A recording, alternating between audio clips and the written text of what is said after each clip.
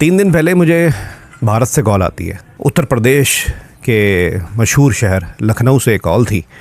Call करने वाले का नाम अज़ीज़, डॉक्टर अज़ीज़। और डॉक्टर अज़ीज़ ने एक तो मेरी काविश को सराहा, उनका शुक्रिया। फिर उन्होंने कुछ गिले किए। कह रहे हैं मैं आपकी यूके की स्टोरी एक देख रहा था, डॉक्टर बहू। आपकी स्टोरीज़ में ज़्यादातर यही होता है कि ओवरसीज़ पाकिस्तानी जो लड़कियाँ इंडिया, पाकिस्तान, बांग्लादेश से ब्याह कर मुसलमान लड़कियाँ जो ले जाते हैं उन पर जुल्म होता है। मैं आज आपको एक डिफरेंट स्टोरी सुनाता हूँ। तो मुझे लगा शायद किसी की स्टोरी सुनाएंगे, सही है, हो सकता है किसी लड़की की स्टोरी हो। कह रहे एक लड़के की स्टोरी है, मुसलमान फैमिली, और उसका ताल्लुक़ लखनऊ से ही है, और वो लड़का हूँ मैं। यानी कि डॉक्टर अज़ीज़ की अपनी स्टोरी थी। डॉक्टर अज़ीज़ ने बताया कि एक मशहूर कॉलेज है, मेडिकल कॉलेज है लखनऊ का, वहाँ से उन्होंने मेडिकल की तालीम हासिल की और वो पिछले कोई 10 साल से प्रैक्टिस कर रहे हैं। आप ये जो वाक़या है आज से चंद साल पहले का, जब उनको प्रैक्टिस करते हुए शायद 4-5 साल हुए थे। हुआ कुछ यूँ था, डॉक्टर अज़ीज़ की शादी तय हुई निगहत से। निगहत और इसकी बड़ी बहन, इनका कोई भाई नहीं था, ये यूके बेस्ड फैमिली थी, इंडियन ओरिजिन मुस्लिम ब्रिटिशर फैमिली, यानी कि लखनऊ से ही इनके माँ बाप का ताल्लुक़ था, निगहत का, उसी शहर से जहाँ डॉक्टर अज़ीज़ उस वक्त मुझसे बात कर रहे थे। किसी तरीके से कोई फैमिली रिलेशन निकला और निगहत से उन दिनों में रिश्ता तय हुआ कि जब निगहत के जो पेरेंट्स थे वो अपनी दोनों बेटियों के साथ इंडिया अपने मुल्क आए हुए थे और लखनऊ में ही मौजूद थे। शादी बात तय हुई और निकाह हुआ, शादी हुई। बड़ा शानदार इवेंट हुआ कि जी एक डॉक्टर की शादी हो रही है जो बड़ा अच्छी इस तरह की फैमिली से है कि जो बिल्कुल मिडिल क्लास तो नहीं कहेंगे, एक बिल्कुल वेल ऑफ भी नहीं कहेंगे, लेकिन अच्छे खासे खाते पीते लोग थे, और ये भी यूके ओरिजिन फैमिली थी। तो पूरी ख्वाहिशात पूरी की गई उसमें। और एक चीज़ और इसमें बताना भूल गया, डॉक्टर अज़ीज़ ने बताया कि वो इकलौती औलाद है अपने माँ बाप की। तो आपको पता है डॉक्टरी की तालीम हासिल करना, मैं थोड़ी शख्सियत के बारे में बता रहा हूँ, फिर इकलौती औलाद होना, तो ऐसा शख्स पता है जो डिफरेंट तरीके से स्मार्ट लड़के होते हैं ना, उस तरह का स्मार्ट होता नहीं है, बड़ा शरीफ सा बच्चा होता है। तो ये पर्सनालिटी आपने दिमाग में रखनी है, और वो उनकी गुफ्तगू में नज़र भी आ रही थी। डॉक्टर अज़ीज़ का कहना यही था कि भाई एक दूसरा एंगल भी था कि यूके के जो लोग जन्नत समझते हैं यहाँ से जाने वाले, वो ये क़िस्सा ज़रूर सुने। जुल्म सिर्फ जाने वाली लड़कियों पर नहीं होता, लड़कों पर भी हो सकता है। बहरहाल निगहत की एज ऑलमोस्ट कोई एज का डिफरेंस नहीं था, सेम एज के ही थे निगहत और डॉक्टर अज़ीज़। और जो इसकी बड़ी बहन थी वो भी अनमैरिड थी, और निगहत की बड़ी बहन वो भी अनमैरिड थी। इसका उन्होंने मुझे आगे चल के एक अंदाज़ा दिया कि उसकी शादी क्यों नहीं हुई थी।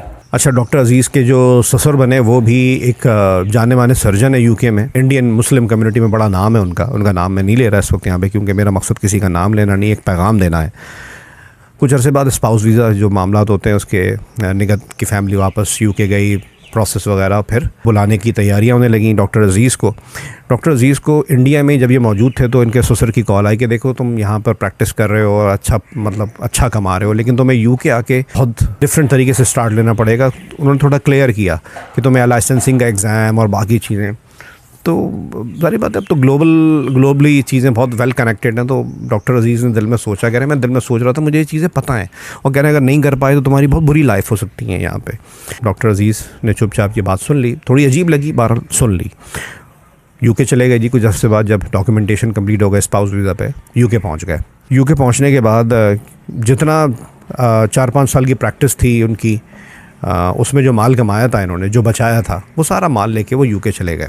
और क्योंकि डिफरेंट मिजाज के आदमी थे, डिपेंडेंट होना पसंद नहीं करते थे, तो ज़्यादातर जो लड़के जाते हैं पाकिस्तान या इवन इंडिया मुस्लिम कम्युनिटी से वहाँ शादी करके, तो शुरू में यही होता है कि जी हम स्टेबल हो जाएं, फिर हम अलग रहेंगे, फ़िलहाल हम ससुराल में रह लें। तो उन्होंने इस चीज़ को प्रेफर नहीं किया। पहले दिन से ही वो ससुराल के पास एक छोटी जगह ली अपने हिसाब से, और उसको वहाँ पर अपनी बेगम को उन्होंने रखा। अब ज़िंदगी का आगाज़ होता है जी, पहली सुबह है, तो उम्मीद करता है, डॉक्टर अज़ीज़ को आदत थी सुबह नाश्ता मिलना, माँ बाप की इकलौती औलाद, तो बेगम नहीं उठी। दोपहर हो गई, दोपहर का खाना भी इन्होंने खुद बनाया, इस तरह बनाया कि चलो रात तक चल जाए, बेगम को फैसिलिटेट कर दें। लेकिन डॉक्टर अज़ीज़ ने बताया ये तो मेरी ड्यूटी बना दी गई, और बेगम इसको फ़खरिया, मतलब उठते ही वो फ़ोन पकड़ लेती थी और रात तक लेट नाइट तक उनके हाथ में फ़ोन रहता था। मेरा चेहरा भी कम ही देखती थी। मुझे ऐसा लगता था, मैं जैसे आप कहानियाँ सुनाते हैं ना, मुझे ऐसा लगता था मैं बहू हूँ।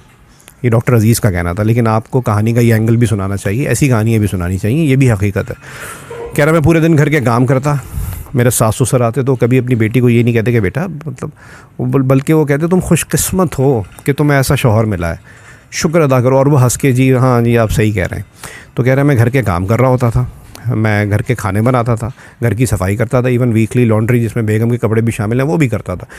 मैं चुपचाप कर रहा क्योंकि मैंने कभी ये माहौल देखा नहीं था। और फिर वही बात, इस तरह के जो डॉक्टरी पढ़ने वाले इकलौते बच्चे होते हैं ये बड़े शरीफ से बच्चे होते हैं, इतने स्मार्ट नहीं होते, चीज़ों को यकदम नहीं समझ सकते।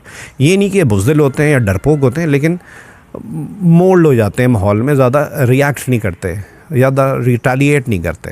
चंद महीने ही हुए थे अभी, और इस बीच में उन्होंने कुछ और वाक़यात बताए कि उन्होंने बताया कि मेरे ससुर ने, जो खुद एक सर्जन है, उन्होंने मेरा पासपोर्ट किसी बहाने से लिया। 2-3 दफ़ा मैंने वापस मांगा, वापस देने के लिए उन्होंने बहानेबाजियाँ करने लगे। कभी उन्होंने पासपोर्ट मेरा वापस नहीं किया। वो जो मैं उस वक्त नहीं समझा, बाद में समझ में आई।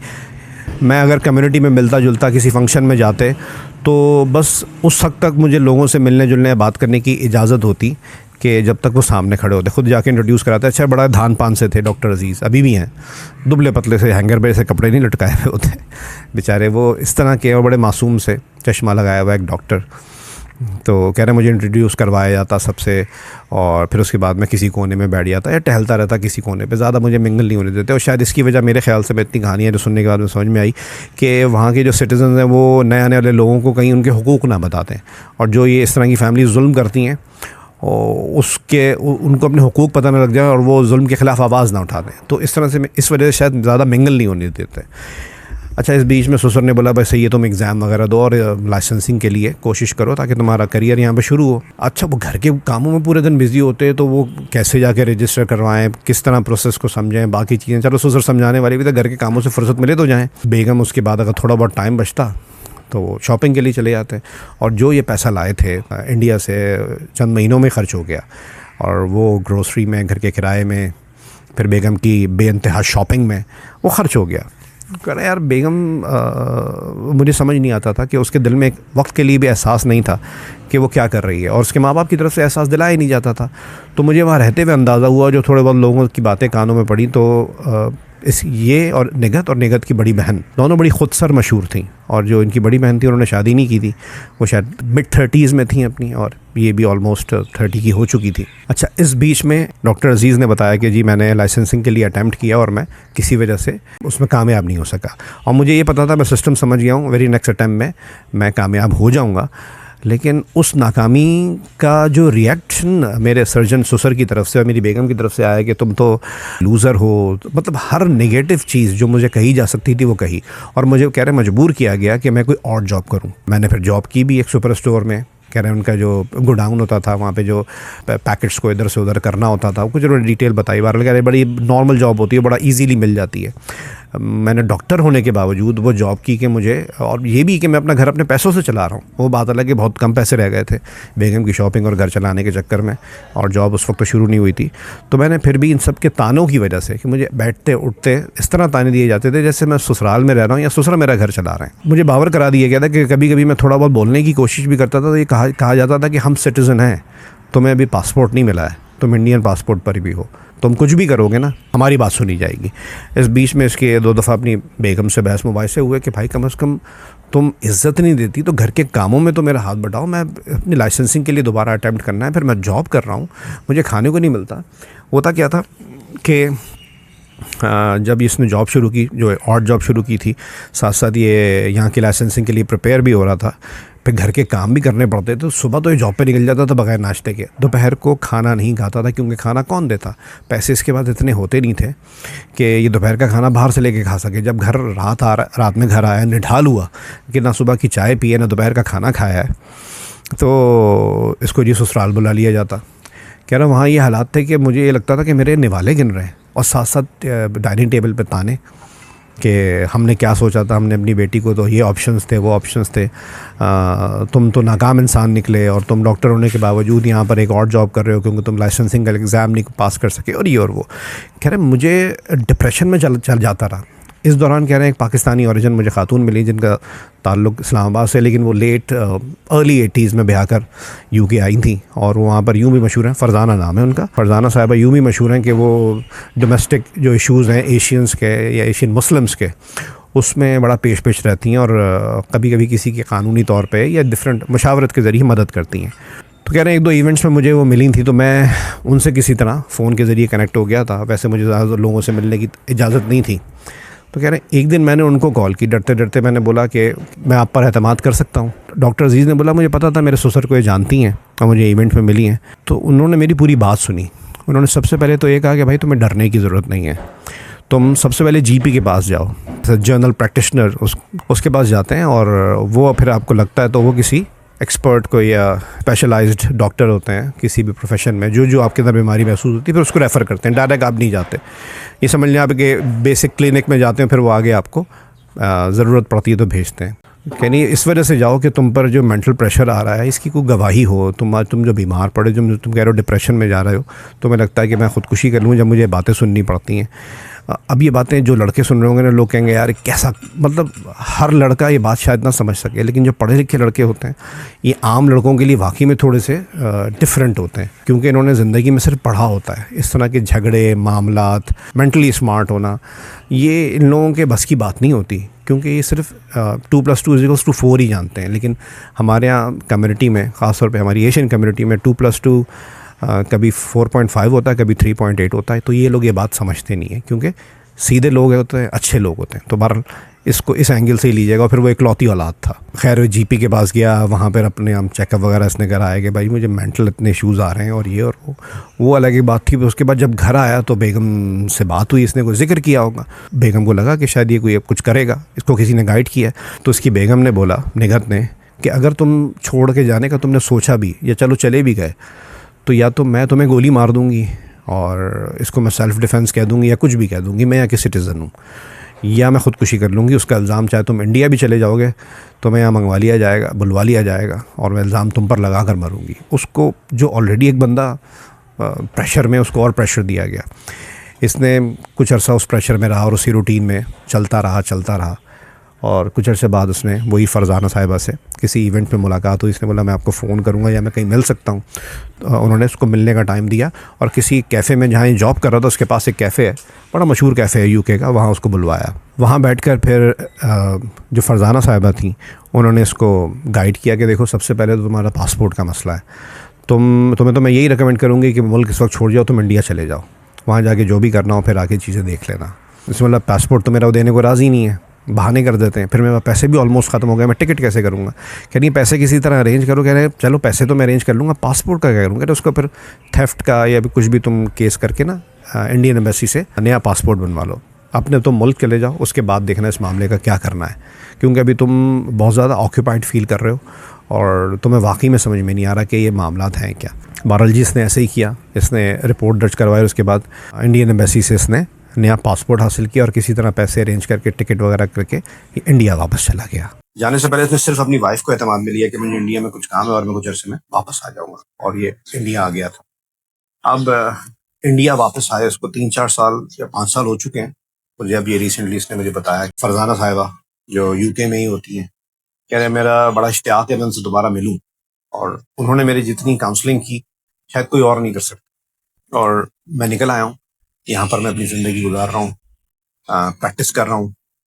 शादी उसने दोबारा नहीं की है। कह रहा मुझे शादी की जल्दी भी नहीं है, मुझे लगता है मैंने शादी जल्दी कर ली थी। मेरा प्रोफेशनल का स्टार्ट था, मैं करियर एक एज ए डॉक्टर आगे बढ़ रहा था, मुझे ज़्यादा कॉन्सेंट्रेट करने की ज़रूरत थी। मेरे जो चंद महीने या साल ज़ाया हुए हैं वो इस वजह से हुए कि मैं एक ख़ानदान में गया जो समझता था कि इंडिया पाकिस्तान का हर बंदा भूखा नंगा है और वो नेशनैलिटी के लिए हर किस्म की बात बर्दाश्त कर लेगा, और जो ये नॉर्मल एटीट्यूड है इसको नॉर्मल समझ के, जुल्म को जुल्म नहीं समझेगा और इसको फूल की पत्तियां समझ के बड़ी खुशउस्लूबी से कबूल कर लेगा। मैंने कह रहा है रिएक्ट नहीं किया, मैं लड़ा नहीं, लेकिन वही बात है ना, पढ़े लिखे शख्स का लड़ना, रिएक्ट करना भी एक डिफरेंट अंदाज में हो।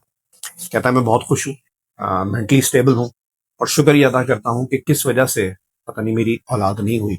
उसने बोला शायद एक वजह वो जानता है, उसकी वजह ये है, कह रहे मैं एक नंबर देखता था जो मेरे बेगम के फ़ोन पर बहुत रेगुलरली उस पर कॉल आती थी। मैंने कभी उसके मैसेजेस या दीगर चीज़ें चेक नहीं की। मैंने अपनी बेगम से पूछा कि तुम लेट नाइट भी उससे वो बात कर रही होती थी, और कभी कॉल पे कभी मैसेज पे, बेडरूम में भी बात कर रही है, और उसका कहना ये होता था कि मेरी थेरेपी चल रही है। और शख्स एक ऑस्ट्रेलियन इंडियन मुस्लिम जो ऑस्ट्रेलिया में एज ए डॉक्टर प्रैक्टिस कर रहा है, वहीं का सिटीजन है ऑस्ट्रेलिया में, तो उसका नाम भी बताया कि वो उससे बात करती थी और बात करने का अंदाज और टाइमिंग्स मुझे बताते थे कि आप मुसलसल सुबह उठते ही और फिर रात में सोने से पहले तक कि जी मेरी थेरेपी चल रही है, मेरी थेरेपी चल रही है इससे।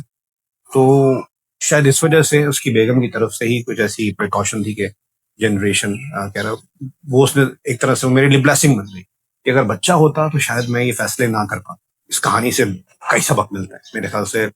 आप मुझे बेहतर गाइड कीजिएगा कि कमेंट सेक्शन में कि आपको क्या सबक मिला। लेकिन हम मानते हैं इंडिया पाकिस्तान में बहुत बुरे हालात और कुछ लोग वाकई में उनका मफाद सिर्फ ये होता है कि हम नेशनैलिटी ले लें।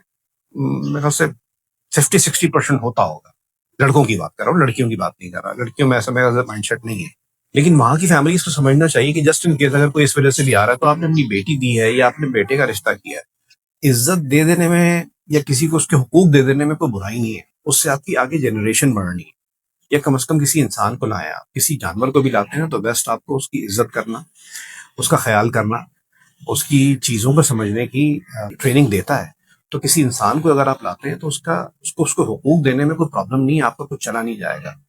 ये पढ़ा लिखा था और कुछ ब्लेसिंग बन गई कि इसकी बेगम का दिमाग वो उस डॉक्टर की तरफ था, तो शायद उस बेगम ने कुछ प्रिकॉशंस लिए हुए थे कि जनरेशन आगे नहीं बढ़ी, या जो भी मामला था। तो ये फंस सकता था। ये अब इंडिया में बहुत खुश जिंदगी गुजार रहा है अपने मुल्क में, और वो ये बात कहता है, कह रहा मैंने यूके का सिस्टम देखा है, चाहे लॉज हों, चाहे मेडिकल के मामलात हों, चाहे डोमेस्टिक इशूज हों। कहता है इंडिया जन्नत है, मेरा मुल्क जन्नत है, बकौल उसके कि मेरा मुल्क जन्नत हर लिहाज से। कह रहे हैं यहाँ मैं इंडिया में वाकयात देखता हूँ कि जो लोग डॉक्टर को पकड़ लेते हैं, डॉक्टर को मारते हैं कभी, तो आप जरा धमकी तो देके देखें यूके में किसी को डॉक्टर को, वो आपको फौरन जेल में डलवा देगा। हमारे यहाँ तो बावजूद इसके कि इमरजेंसी में आए तो आपको अगर छोटी मोटी भी कोई बीमारी है आपको ट्रीट किया जाता है। बकौल इसके यूके में आपको जब तक आप रोड पे मर नहीं रहे हो तो आपको अपॉइंटमेंट नहीं मिलेगा। अदरवाइज आपको बहुत एक डिफरेंट, पहले जीपी के पास जाएं, फिर वो अप्रूव करेगा, फिर वो आगे देखेगा, चंद महीनों बाद का टाइम मिलेगा। कह रहे हम पता नहीं क्यों जन्नत कहते, हमारे मुल्क वैसे ही जन्नत है। मुझसे उसने पाकिस्तान के बारे में बोला, मैंने कहा शायद आप जो बातें कह रहे हैं पाकिस्तान पे भी लागू है। पाकिस्तान वाकई में जन्नत है। अगर हम लोग आपस में मामला भेज, आपस में, इंडिया पाकिस्तान का मकसद नहीं, मतलब पाकिस्तान के अंदर रहते हुए हम चीजों को अंडरस्टैंड करें कि हमारे पास जो बेसिक मसाइल हैं वो शायद पॉपुलेशन है, इसके अलावा कोई मसला नहीं है। या चले अगर बाहर भी जा रहे हैं तो मेरी नजर में एक बेसिक मैसेज जो है वो इस स्टोरी का ये कि अपने हुकूक पर, बेसिक जो हुकूक है उस पर कभी कॉम्प्रोमाइज ना करें। बेगम का साथ दे देना, घर के काम में हाथ बटा लेना प्रॉब्लम नहीं है, लेकिन ये कम्युनिटी से मिलने जुलने नहीं देना, फिर जलील करना, निवाले गिनना, फिर अपनी बेटी को नहीं समझाना कि भाई तुम्हारी शादी की है इसका मतलब ये थोड़ी कि तुम उसको मुलाजिम बना दो। कितना अजीब फील होता होगा कि वो घर की सफाई कर रहा है, वो सास ससुर आए, वो डॉक्टर है और बेगम उसकी बेड पे बैठ के फोन पे ऑस्ट्रेलिया में किसी डॉक्टर से लगी हुई है, तो उसके माँ बाप उसको समझा रहे हैं। मतलब किस किस्म का माहौल था। और मेरे ख्याल से बकौल डॉक्टर अजीज के 60-70% यही माहौल। Thank you.